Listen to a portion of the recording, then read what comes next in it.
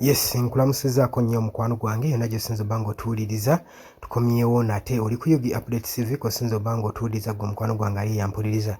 Agava e Congo si malungi, agava eri pulezidenti w'eggwanga erya Democratic Republic of Congo Felix Tshisekedi si malungi wadde n'akamu n'akeddagala. Alabika ng'apondoose era wenjogerera alangiridde. Bye bino byalangiridde wammanga naye nga sinnaba kubanga mbikuwa kiryaku wansi waliwo ekigambo subscribe kikoonemu obeere ng'otweyungako osobole okuba ng'oli follower buli information egenda ku Yugi Updates TV obeere ng'ogifuna butereevu bulambalamba olume kubanga onyumizibwa bunyumizibwa.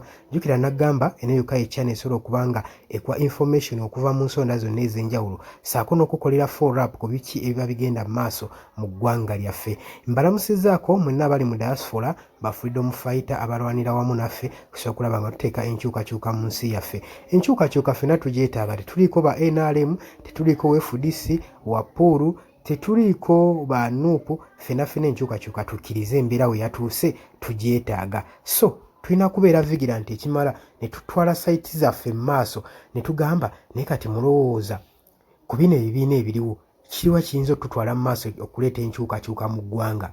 Ffenna amazima tuba tugamanyi naye ate ne tugabikka akatambaala. So bannayuganda nsaba twebereremu tusobole okuba nga tuteekawo enkyukakyuka. Buli muntu enkyukakyuka agyetaaga. Bonna wawangalidde mu kibiina kyo ky'olowooza nti n'okikoze bulungi kyovudde nakyo emabega.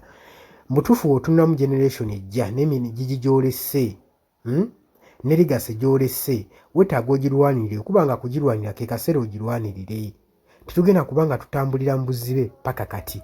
Ensi mukkirize obagaana etuuse ekiseera weeteekeddwa okuba nga yeeyubula. Buli kintu kiddizibwe bujja. Iyi ndowooza yange naye ng'oli ku Yugi Updates TV. Omukulembeze w'eggwanga erya Democratic Republic of Congo President Felix Tshisekedi avuddeyo n'alangirira n'agamba nti nno nnyinza okuba nga mpanguddwa mu bbato naye ate kitegeeza nti nno nnyinza okuba nga nduuzinze bbato naye tekitegeeza nti nno mpanguddwa mu lutalo. Mu bufunze akkiriza nti obusajja bumuwangudde. Awanguddwa abayeekera aba M23 bayogerako. Ekigambibwa mbu ababaakingibwa amagye ga Rwanda. Kigambibwa nti nno kyenkana amagye 300 bye biyinza okuba nga bibaakinga abayeekera bano abalwamu nga bali mu 100 ab'akabinja kano aka M23. Era avuddeyo mu union gy'abadde akoze mu conference agambye nti nno kyayika mpanguddwa. Naye kati kye ngenda okuba nga nzizaako ngenda kuteekawo union, ngenda kuba nga nkola okuyunitinga eggwanga lino erya Democratic Republic of Congo okusobola okulaba nga tuteekawo enkyukakyuka n'eddembe ne development mu ggwanga. Agambye tagenda kuttira ku liiso ku buli muntu oba opposition oba baani, agenda bayitayo beegatte basobole okuyunitinga eggwanga lya Democratic Republic of Congo basobole okuba nga batebenkeza emirembe. Wakati mu bayeekera ba M23 nga buli kimu bakyeddiza nga bateekinga control. Jjukira ekibuga Goma kye baasookerako omwo ne bakyusa n'obukulembeze bwabwe ne balonda gavana omupya oluvannyuma lwa gavana eyaliko okuttibwa mu bbato mu conflicts ezaali zigenda mu maaso okulwanagana ne sitwage yaliwo mu kutwala ekibuga kino Goma. Tebaakoma okwo bagenda beeyubula nga bagaziwa ne bawamba n'ekibuga ekirala Bukavu ssaako ne airport eya Bukavu nayo eri mu control yaabwe.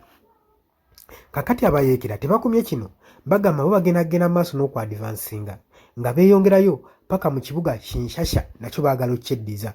Mu bufunze bwe baba beddiza ekibuga kino kitegeeza nti kati eggwanga erya Democratic Republic of Congo be balifuga.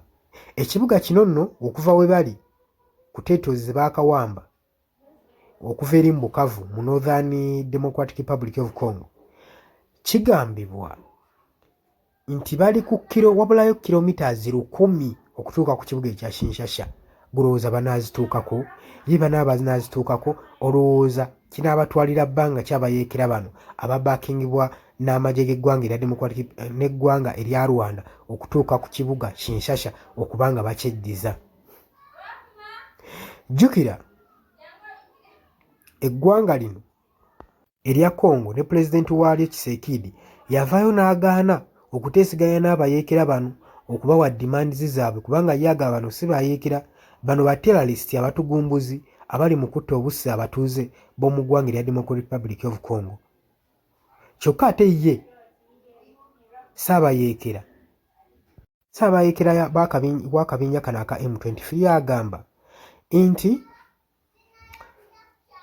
ye yali ataddewo open negotiation okubanga basizinga fire singa DRC enejja neko gavumenti yaayo neeteesiganya n'abayeekera bano bajja kutuusibwako ku nzikiriziganya. Naye agamba bonna emyaka egyayita nga tumaze okuwamba ekibuga Goma basooke bakitusuuze twateekawo demands ne agreements naye eggwanga lino gavumenti ya DRC teyasobola kubanga respecting agreements ze twakola. So nega bo bagenda mu maaso era tebasuubira kuva mu ggwanga lyabwe. Ne bagamba nti b'ensonga ze badimandinga rights zaabwe saako n'okubanga tebasosolwa mu ggwanga erya DRC saako ne gavumenti okubanga esusse okubanga ery'enguzi n'okwezza ebyobugagga by'eggwanga erya Congo ng'omukwano gwange ali eyampuliriza. Era abayeekera bano jjo baavuddeyo ne basalako saavisi zonna okakasa nti n'ekibuga baagala kiwamba ensi yonna baagala giwamba basazeeko saavisi zonna gavumenti ya Tshisekedi zibadde providinga mu bibuga bino Goma saako ne Bukavu ezo baabiganye ne balekawo essential services zibayinza okuba nga beetaaga omuli amazzi amasannyalaze ebyobulamu n'ebirala ebitonotono byebasobodde okuba nga baleka bibeere nga byopaleetinga mu kibuga ekyo saako n'ebyenjigiriza. Naye ebisaavisi endala zonna bazisazeeko abayeekera bano okukakasa nti no bali siriyasi. Era omusajja okuvaayo n'alangirira nti nno awanguddwa mu bbato mutuufu kubanga abayeekera baalaze eryanyi era buli kintu be bakifuga, ebisaawe be babifuga, amazzi be bagafuga. Kati Tshisekedi alaba nga talina kyasigaza wabula ye alina endowooza nti foreign forces ze zijja okumuyamba okusebulayizinga eddembe eriri ne conflicts eziri mu ggwanga lye ekintu ekikyamu so nga alina kwerwanako masajja nga ye asobole okuba nga alwanyisa abayeekera bano aba M23. Balirwana n'abanywanyi tebannavaayo kuba nga bamuyambako okugeza ng'eggwanga erya Uganda n'erya Tanzania wabula twalabako eggwanga erya Burundi saako n'erya South Africa okuva ebunaayira eryavaayo ne lijja lisobole okuba nga liprovidinga obukuumi nabo ate baatuuse ekiseera ne baponduuka nga balaba abayeekera bano bameruka buli lukya.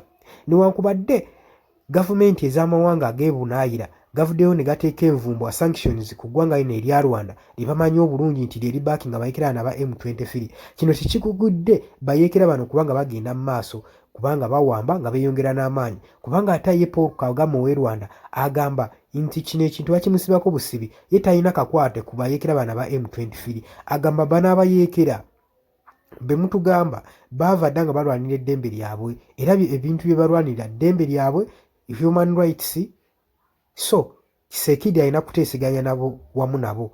Kyokka ate Paul Kagame agamba Democratic Republic of Congo gavumenti eno yeegase n'abayeekera abaagitigomya mu 1994 mu Rwanda genocide okubanga batigomya ebitundu ebya Rwanda nga bamuteekako ekkobaane nti yabaakinga abayeekera ba M23. Kati embeera wenjogerera ya bunkenke mu ggwanga erya Democratic Republic of Congo, President Tshisekedi yandisigaza obukulembeze bwe oba obutabusigaza singa anaabira teyeerwanyeeko kubanga abayeekera bano aba M23 buli kadde buli lukya beeyongera ku advansinga era bawa n'ensonga lwaki bawambye ekibuga kino Bukavu. Bagamba nti gavumenti y'eggwanga erya DRC n'amagye gaalyo gabadde gasusse ettuntu z'abantu nga garepinga abantu nga garutinga ebintu nga basyanjaga abantu nga bateekawo embeera eyo okulaga nti n'abayeekera ba M23 bye bagezaako okuba nga bateekawo embeera eyo. So kye kyabasikiriza ennyo n'okubakako okuwamba ekibuga ekyo bakyezze basobole okugobamu embeera embi. Bo bagamba bo tebajja kunoonya lutalo, bo baliwo okutebenkeza ddembe era beeyama okuwa obukuumi abatuuze bonna abawangalira mu ggwanga erya Congo mu kibuga nga Goma saako ne Bukavu omwo mubadde conflicts ze bagamba tezibadde zikolebwa zakitingibwa n'amagye g'eggwanga erya Democratic Republic of Congo. Obadde muwuliza mulungi nnyo bwe bali kwekumira ku Yugi Updates TV. Habula kye nkusaba kirirako wansi awo okone mu kigambo subscribe osobole okuba ng'otweyungako. Abali emitalo w'amayanja mbanirizaako nnyo era nga mbaagala nnyo. Ab'e Kenya nammwe wentyo mwe bali kwekumira ku mayengo gano aga Yugi Updates.